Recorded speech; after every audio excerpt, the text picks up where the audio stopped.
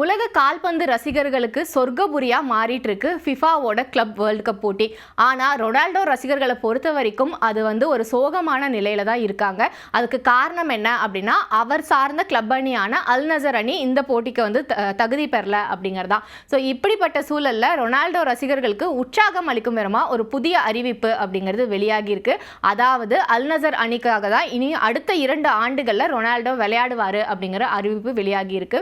இதை விட பெரிய விஷயம் என்ன அப்படின்னா, அவருக்கு கொடுக்கக்கூடிய அந்த சம்பளம் அப்படிங்கிறதா. கிட்டத்தட்ட இந்த 2 ஆண்டு ஒப்பந்தத்துக்கு அவருக்கு ஊதியம் மட்டுமே 178 மில்லியன் பவுண்டா நிர்ணயிக்கப்பட்டிருக்கு. இதை நம்ம ஊர் காசுக்கு கன்வெர்ட் பண்ணோம் அப்படின்னா கிட்டத்தட்ட 2500 கோடி ரூபாயா இருக்கும்னு சொல்லப்படுது. இதை தாண்டி போனஸ் அப்படின்னு ஒரு அமௌண்ட்டை அனௌன்ஸ் பண்ணியிருக்காங்க.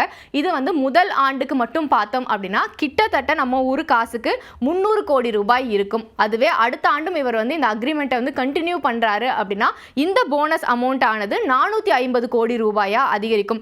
இதை தாண்டி ஒருவேளை அவர் சார்ந்த அந்த அல் நசீர் அணி சவுதி ப்ரோ லீக்ல வெற்றி பெறாங்க அப்படின்னா இதற்கு அவருக்கு 8 மில்லியன் பவுண்டு பரிசு தொகையா வழங்கப்படும்னு சொல்லியிருக்காங்க. 100 கோடி ரூபாய் இதோட இந்திய மதிப்பு அப்படிங்கிறது.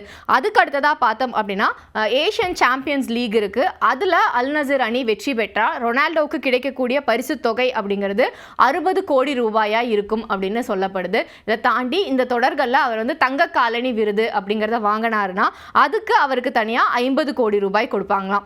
இதுக்கு எல்லாத்தையும் தாண்டி ஒவ்வொரு போட்டியிலையும் அவர் போடுற கோலுக்கு மட்டுமே கிட்டத்தட்ட 10 லட்சம் ரூபாய் அவருக்கு பரிசா வழங்கப்படுமா. கோல் போடுறதுக்கு அவர் அசிஸ்ட் பண்ணாரு அப்படின்னா அதுக்கு 5 லட்சம் ரூபாய் கொடுப்பாங்களாம். இதற்கப்புறம் இன்னும் மிக முக்கியமான விஷயம் என்ன அப்படின்னு பார்த்தோம்னா ஸ்பான்சர் டீல் அப்படின்னு சொல்லுவாங்க. அதாவது இந்த விளம்பரங்கள்ல நடிக்கிறது, இல்லை அவரோட சட்டையில் அந்த லோகோஸ் எல்லாம் யூஸ் பண்றது, இந்த மாதிரியான விளம்பர தொகையாக மட்டும் அவருக்கு 700 கோடி ரூபாய் கிடைக்கிற மாதிரி அந்த ஒப்பந்தத்தில் சைன் பண்ணியிருக்காரு.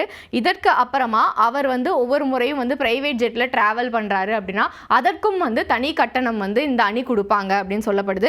இதற்காக ஒதுக்கப்பட்டிருக்கிற தொகை அப்படின்னு பார்த்தோம்னா 4 மில்லியன் பவுண்டுகள், அதாவது 60 கோடி ரூபாய். இது எல்லாத்தையும் தாண்டி அணியோட ஷேர்ல இருந்துமே அதாவது அணியோட பங்குகள்ல 15% ரொனால்டோவுக்கு வழங்கப்படும் அப்படின்னு அந்த ஒப்பந்தத்தில் குறிப்பிட்டிருக்காங்க.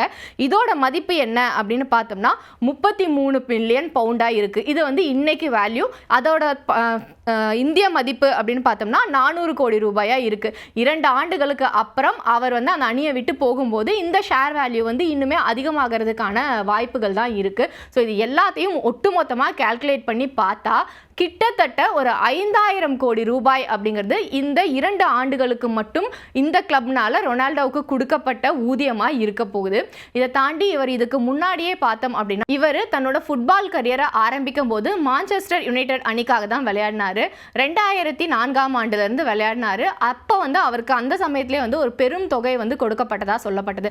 அதற்கப்புறம் 2009 பார்த்தோம் அப்படின்னா ரியல் மேட்ரிட் அணிக்கு இவர் மாறுறாரு. அந்த காலகட்டத்தில் கிட்டத்தட்ட 1000 கோடி ரூபாய்க்கு மேலே கொடுத்து தான் ரியல் மேட்ரிட் அணி இவரை வாங்கினாங்களாம். அதற்கு அப்புறமா பார்த்தோம் அப்படின்னா மறுபடியும் அதே மான்செஸ்டர் யுனைடெட் அணிக்கு ரொனால்டோ போனார். ஆனால் ஒரு வருஷம் கூட அந்த அணியில் அவரால் நீடிக்க முடியல. அதற்கு காரணம் அந்த அணி நிர்வாகிகள் கூட அவருக்கு ஒரு நல்ல டேர்ம்ஸ் இல்லை அப்படின்னு சொல்லப்படுது. அங்கே இருந்து தான் இப்போ இந்த அல் நசர் அணிக்கு அவர் வந்தார்.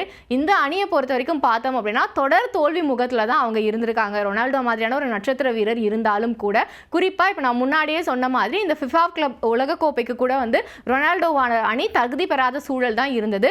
இருந்தாலும் அவரோட திறமை மேல மட்டும் நம்பிக்கை வச்சு இவ்வளவு பெரிய தொகையை அவர் மேல இன்வெஸ்ட் பண்றாங்க. இதுக்கு அவர் தகுதியானவரா நடந்துப்பாரா, இல்லை என்ன நடக்க போகுது அப்படிங்கிறத பொறுத்திருந்து பார்க்கலாம்.